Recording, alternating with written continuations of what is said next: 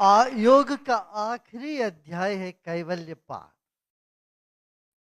तो आप लोग बड़े भाग्यशाली हो, यहाँ आप योग की उस ऊंचाई पर आके पहुंचे हो, कैवल्य धाम में पहुंचे। योग का लक्ष्य ही वही है, और वैज्ञानिक तरीके से जो लेके चल रहे हैं यहाँ पर, ये बहुत उत्तम है, श्लाघनीय है। और आज का और आगे के जो हमारी पीढ़ी दर पीढ़ी लोगों को यही आवश्यकता है। जब से सुबोध तिवारी जी ने आईवाईए को संभाला, इंडियन योगा एसोसिएशन, वो कहीं से कहीं और पहुंचाया।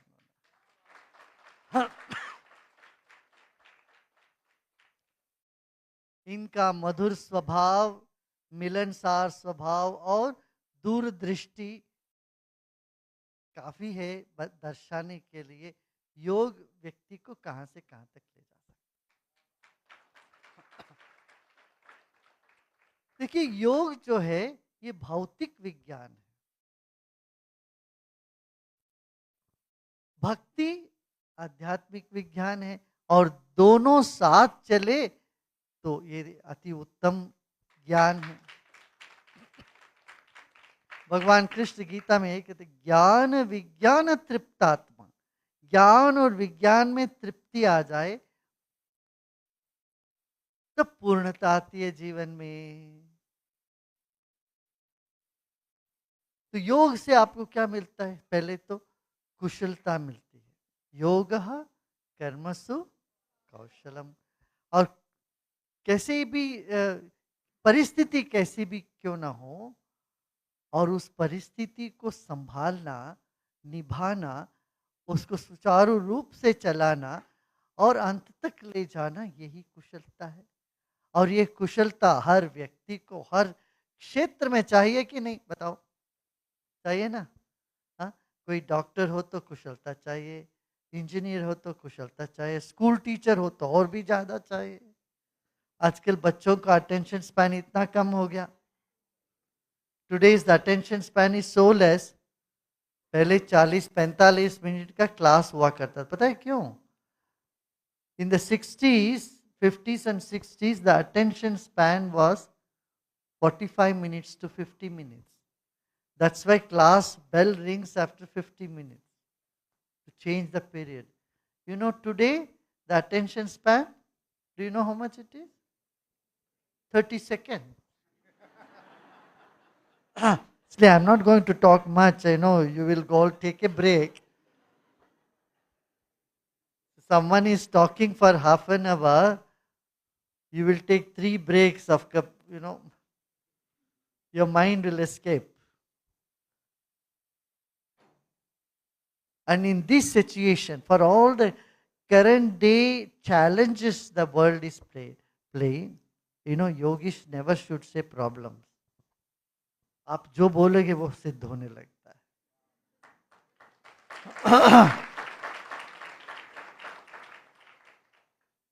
तो yogis, what do you see? Problem के जगह चैलेंजेस, चुनौती। और ये आज का वर्तमान जो भी चुनौतियां हैं हम देख रहे हैं दुनिया में, उन सब का उत्तर योग में है, ज्ञान में है, भक्ति में है। योग, ज्ञान और भक्ति, ये तीनों बने। योग से जीवन में कुशलता आ जाए, भक्ति से जीवन रसमय हो जाए, नीरस जीवन किसी को पसंद नहीं। ये दोनों ना हो तो योग भी पूर्ण नहीं होता।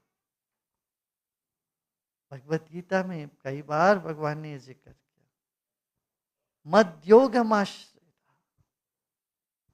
मेरे साथ जुड़ जाओ। और कृष्ण कोई व्यक्ति कहीं कभी थे अभी नहीं, ऐसा नहीं है। कृष्ण वो चेतना है, वो तुम्हारे भीतर भी सब में है। बुद्धिर्बुद्धिमतामस्मि, बुद्धिमानों में बुद्धि मैं हूं, और सब भूतों में चेतना में हूं। हमने वो कृष्ण को, भगवान कृष्ण को एक जगह बंद कर दिया। चैतन्य जहाँ है वही कृष्ण तत्व है, और चैतन्यमय हम हो जाते हैं, वो डूब जाते हैं, हम कृष्ण में समा जाते हैं। यही योग है, यही ध्यान है। ध्यान लग जाता है, फिर जीवन में बाकी सब चीजें जो तामसिक वृत्तियां छूट जाएगी।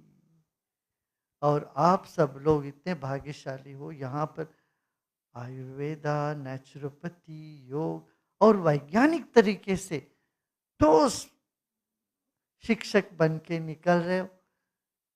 इससे आप दुनिया भर में योग का प्रचार प्रसार और जनता को लाभ पहुंचा पाओगे। तो इसमें बहुत महत्वपूर्ण ये जो स्टैंड्स लिया, कदम लिया गया है यहाँ पर, वो तो आज की दुनिया के लिए, जहाँ इतना झंझट से जूझ रहे हैं, बहुत आवश्यक है। A planet is lucky.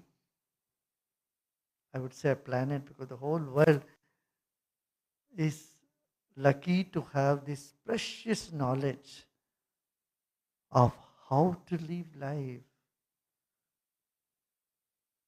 Huh? And I must congratulate Mr. O.P. Tiwari ji. He has been an unparalleled example of what it is to have a scientific vision and connect with the ancient wisdom of yoga and Vedanta.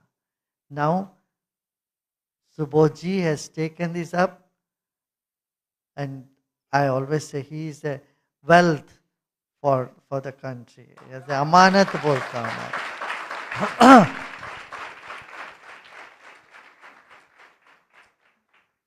अभी हमने कहा कि ये जो IYA के उसके आप head थे, चीफ थे, कि मैंने कहा आपको कंटिन्यू करना पड़ेगा इसको।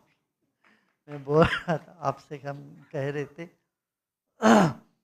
सो इतना करिए, योग से कुशलता हम हासिल करते हैं और उसका अहंकार ना आए तो प्रेम हो, प्रेम से जीवन रसमय हो जाता है।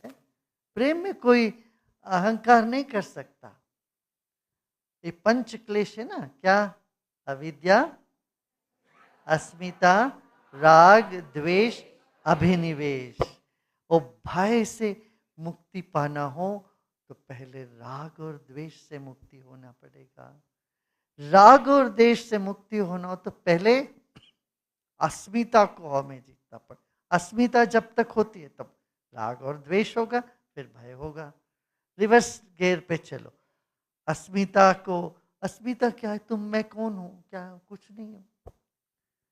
मैं कुछ हूं से मैं कुछ नहीं हूं तक आ जाते हैं तो अस्मिता पिघल जाती है। वही ध्यान से होता है। और उससे एक कदम और पीछे, अविद्या, विद्या से अविद्या को और अनंतता से अस्मिता को मिटाओगे, फिर अनुराग से राग मिट जाएगा, द्वेष फिर पास नहीं आएगा। जहां रोशनी होती है वहां अंधेरा नहीं, फिर भय का तो नामो निशान नहीं। निर्भय अभयता प्राप्त होगी। इसी कारण से हमारे देश में सदियों से आए ये ज्ञान को बार बार नई तरीके से हमें सुनना है, देखना है, आविष्कार करना है और सबका कल्याण करना है। सेवा करते रहिए। आप सबको बहुत बहुत प्यार और बहुत आशीर्वाद।